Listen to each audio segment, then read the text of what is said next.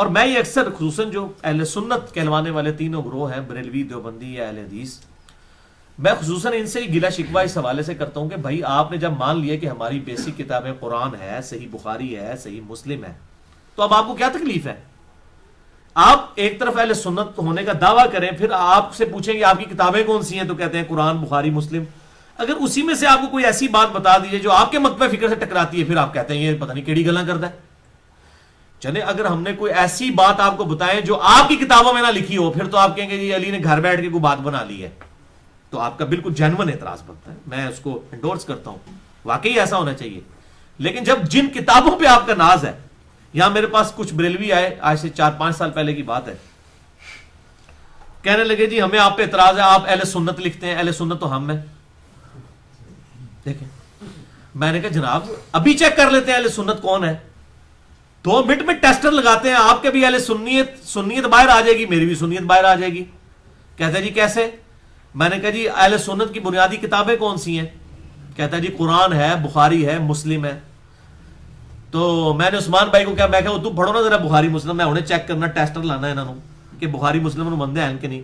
میں کہا بخاری مسلم اسی لے کے آنے ہو، تو بخاری مسلم لے کے آتے ہیں، میں بھی آپ کے سامنے 2 رکعتیں پڑھتا ہوں اور آپ میرے سامنے 2 رکعتیں پڑھیں، اس کے بعد ہم چیک کریں گے کہ کس نے اس طریقے پہ نماز پڑھی ہے جو بخاری اور مسلم میں لکھا ہوا ہے۔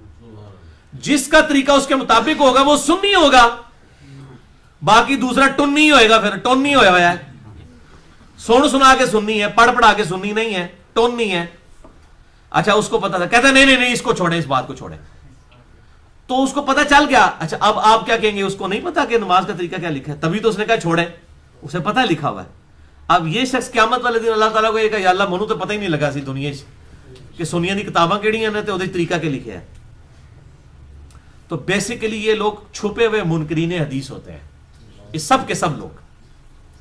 اہل حدیث کو میں ذرا بینیفٹ دیتا ہوں زیادہ کہ وہ پھر بھی کوئی بات کو قبول کر لیتے ہیں، اور عوام تو ساری کرتی ہے، علماء بھی یہ چند تھوڑی یزیدیت کے خلاف حدیثیں آئی ہیں تو تھوڑی ان کے گلے میں اٹک گئی ہیں، تو ادروائز وہ قبول کر لیتے ہیں۔ باقی جو دیوبند اور بریلوی ہیں نا، ان کے بارے میں میرا تو بڑا جو ہے ایکسپیرینس اس حوالے سے پبلک اور علماء کے بارے میں بڑا جو ہے وہ آپ سمجھ لیں بڑا دکھی ایکسپیرینس ہوا ہے کہ ان کے لیے بات ماننا بڑا مشکل ہو جاتا ہے اپنے بزرگوں کے مقابلے پر۔ تو اب یہ قیامت والے دن یہ کہیں گے کہ ہمیں پتہ ہی نہیں چلا دنیا میں حق بات کیا تھی، یہ کہہ سکتے ہیں؟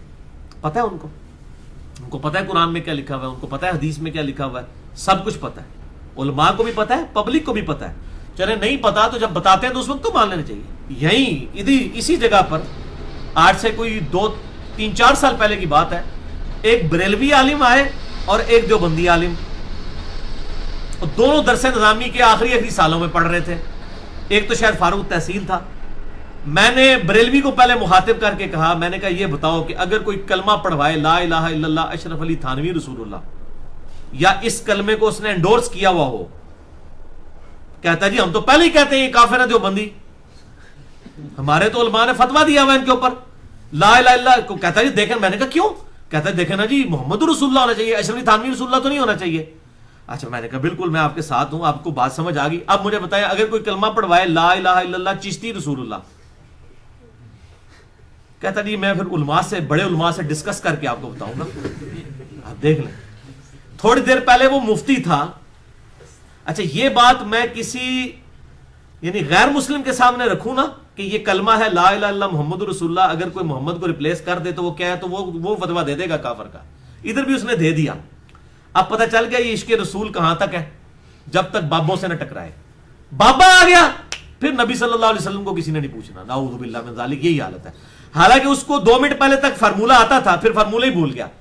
میں نے اس کو پھر کہا، میں نے پھر بھی حسن ظن رکھا، میں نے کہا ہو سکتا ہے اس کو بات نہ سمجھ آئی ہو۔ میں نے کہا اس بات کی تحقیق آپ ضرور علماء سے کریں کہ یہ حوالہ صحیح ہے یا غلط۔ میرا اندھادھند پیروی کا انجام ریسرچ پیپر ہے، مسئلہ 71B ریکارڈڈ موجود ہے، وہ آپ دیکھ لیں۔ کیا آپ نے یہ چیک کرنا ہے کہ یہ لکھا ہوا ہے یا نہیں؟ اگر یہ چیک کرنا ہے تو ہم اس طرح کرتے ہیں، for the sake of argument یہ کہہ دیتے ہیں کہ واقعی لکھا ہوا ہے، لکھے ہوئے پہ آپ فتویٰ دے دیں، نہ لکھا ہوا تو آپ کے بزرگ فارغ ہے۔ کہتا ہے نہیں نہیں نہیں نہیں نہیں لکھا ہوا ہے یا نہیں لکھا ہوا میں علماء سے ہی پوچھوں گا۔ اچھا پھر میں نے اس دیوبندی کو پوچھا، میں نے کہا جی آپ بتائیں جی لا الہ الا اللہ چشتی رسول اللہ، کہتا جی کفر ہے سیدھا، اس میں کوئی دوسری رائے ہے؟ اور میں نے کہا یہ جو لا الہ الا اللہ اشرف علی تھانوی رسول اللہ آپ کے روحانی ابا جی نے پڑھوایا ہے. کہتے جی یہ آپ کو سمجھ نہیں آیا, یہ معرفت کی بات ہے جی, خواب کی بات. اور میں نے کہا خدا کے لیے خواب کی بات نہیں ہے, اس میں ہے کہ میں بیداری میں بھی پڑھ رہا ہوں, ان کا مرید کہتا ہے. اور پھر وہ خط لکھتے ہیں, اشرف تھانوی صاحب کہتے ہیں کوئی نہیں, چاہے خواب میں پڑھا یا بیداری میں, تسلی ہے, تو نے میرے نام کا کلمہ اس لیے پڑھا کہ اس بات کا ثبوت ہے کہ میں نبی صلی اللہ علیہ وسلم کا متبع سنت ہوں. نعوذ باللہ. اب جو حضرت ابوبکر صدیق کے ہاتھ پر بیعت کرتا تھا, تو کیا ابوبکر صدیق یہ کہتے تھے کہ تو پہلے کلمہ پڑھ لا الہ الا اللہ ابو بکر رسول اللہ, تاکہ کنفرم ہو جائے کہ میں خلیفۃ الرسول ہوں؟ نعوذ باللہ. اچھا, اب پبلک جو ہے وہ پھر بھی بات حق قبول کر لیتی ہے, لیکن علماء جو ہے وہ قبول نہیں کرتے. اس لیے میں اپنے بھائیوں سے ریکویسٹ کرتا ہوں, خدا کے لیے کوئی مولوی میرے پاس نہ لے کے رہ کرے, کیونکہ یہ بیونڈ ریپیئر ہے. میں نے مولویوں کے بارے میں کنکلوڈ کر لیا ہوا ہے کہ یہ بیونڈ ریپیئر ہے. اس کی وجہ یہ ہے کہ ان کی روٹی روزی دین کے ساتھ جڑی ہوئی ہے.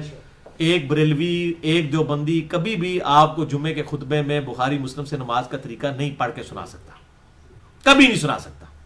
اس کو اگلے دن مسجد کمیٹی نے فارغ کر دینا.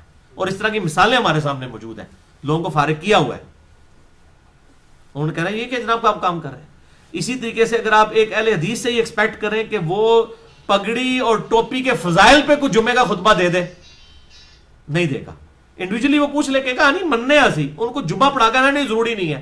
ضروری اس واسطے نہیں ہے کہ بھائی جس قوم کی وہ امامت کر رہا ہے اس میں سارے ننگے سر کھڑے ہیں. اگر جمعہ پڑھائے گا تو اگلے جو پھر رہے گا وہ کہے گا جی آج تو تسی جناب مولوی صاحب بریلویاں نہیں گلاں کیتیاں نے, وہ پھر انہوں نے نظر نہیں آنا کہ بخاری مسلم کی حدیث ہے. اسی طریقے سے ایک شیعہ جو ہے وہ ایک رافضی, وہ کبھی بھی یہ پبلک کو یہ بات نہیں بتا سکتا کہ انیشلی جو شیعان علی کا شیعان معاویہ سے اختلاف تھا وہ ممبروں پر حضرت علی پہ لعنت کرنے کی وجہ سے تھا. تو دیکھو یار, ہم نے اس وقت تو ان سے ٹکر لی تھی کہ علی پر لعنت کرتے ہیں, اور آج ہم خود ابو بکر عمر پہ لعنت کر کے معاویہ کی اس طریقے کو جاری کر رہے ہیں. یہ ہم کون سی علی سے محبت کر رہے ہیں؟ یہ تو معاویہ کے طریقے پہ چل رہے ہیں. تو آپ کا کیا خیال ہے کہ وہ اگلے ہفتے تک رہ سکتا ہے اپنی اس سیٹ کے اوپر؟ کبھی بھی نہیں رہ سکتا, وہ کبھی بھی نہیں یہ بات کہہ سکتا.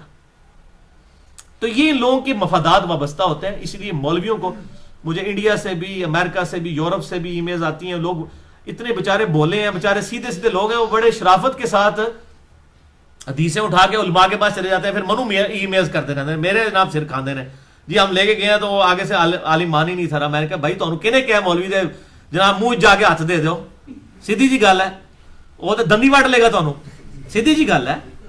ہاں, سورۃ الاعراف کی آیت نمبر 176 ہے, سورۃ الاعراف آیت نمبر 176, کہ اللہ تعالیٰ نے علماء سو کی مثال کتے کے ساتھ دی ہے. بلعام بن بورا یہودی عالم تھا, حضرت موسیٰ علیہ السلام کے مخالف کھڑا ہو گیا, یہودی عالم تھا, اللہ کا ماننے والا تھا. تو اللہ تعالیٰ نے فرمایا کہ پھر ہم نے اس کو جو ہے وہ ذلیل و خوار کر دیا, اور اس کی مثال کتے کی سی ہے کہ چاہے اسے کوئی چیز ملے تب بھی وہ زبان ہانپتا رہتا ہے, نہ ملے تب بھی زبان باہر لٹکتی رہتی ہے, دنیا کی لالچ کی وجہ سے. دنیا کا کتا وہ بن گیا تھا نا بیسیکلی. ادھر بھی علماء کا یہی حال ہوتا ہے کہ دنیا کے کتے بن جاتے ہیں.